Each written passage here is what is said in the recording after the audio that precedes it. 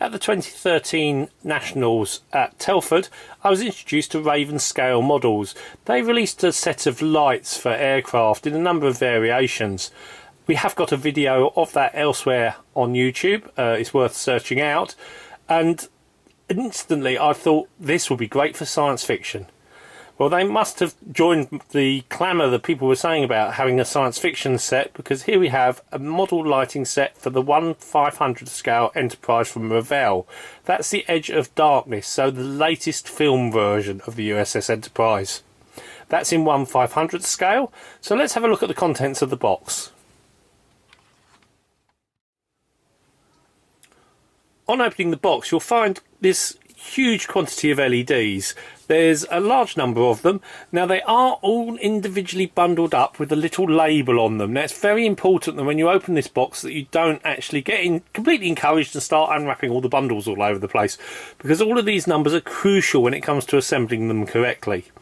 The LEDs have a mix of different types. We have blues, reds, whites, flashings, strobes. I'm just going to power the set up so we can have a look and we'll see it all lit up. It's like Christmas all over again. So, as we know, the current version of the USS Enterprise has quite a large amount of blue, mostly around the warp core. We have the high intensity flashing strobes, which are all around the edges of the saucer. You have individual position lights, which are slower flashes than the strobes and slightly out of sync. You have white lights. Now, these are going to be used to light up all the windows. On the back of the saucer, you have the impulse engines. That's what the red LEDs are for.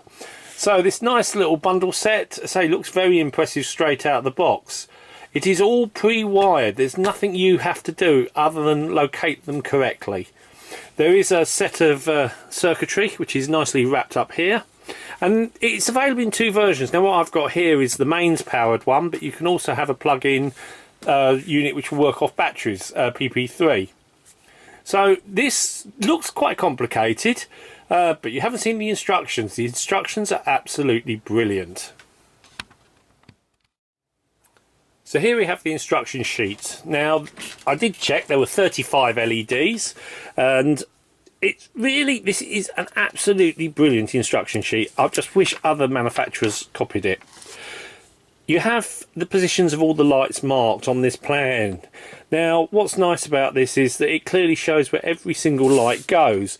We have this little sheet here, and that actually states, so we know S1 is the saucer, double flashing strobe. F1 is the fuselage, yellow, single flashing tail light. You know, it really makes it very clear where every single light is going to go, but it gets better. You have the drill holes, easily positioned. Normally you're going to be using 3 different sizes of drill, the most common one being the 2mm. You do need a 3mm for some of the larger holes. Construction is all used using the Revell instruction book. So basically, as you go along, step 1 in the Revell instructions is step 1 in this instruction book. It guides you through all that. There are a few hints and tips on how to make your model look a little bit better as well as you go along. I mean, realistically, I'm very impressed by this. Obviously, a lot of love, care and attention has gone into this set. Now, a few weeks ago I suffered a back injury, and that prevented me from getting up in my loft.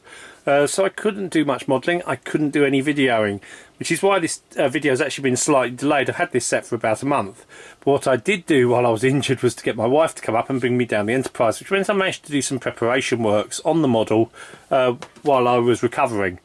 So here we go, this is the saucer section. Now, again, I've pre-drilled all the holes, so we're ready to put in the strobe lighting system. These are 2mm holes, the larger 3mm. The clear parts have been tinted.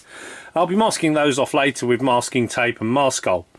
Now, one thing that I didn't see in the instructions was to actually cover the interior.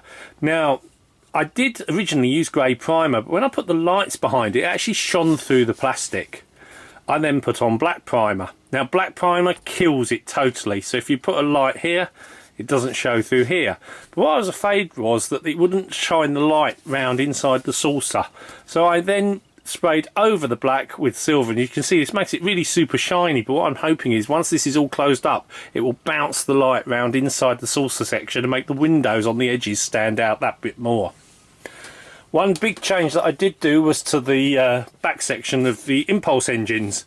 Now the impulse engines, the manufacturer and Revell tell you to drill out the holes. There's a lot of them, it's quite tricky, it's very hard to make it look good.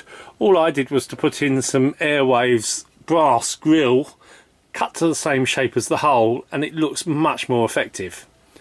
Now what again Ravenscale would have you do is put 2 red LEDs behind this, but what I found was that made a central spotlight here.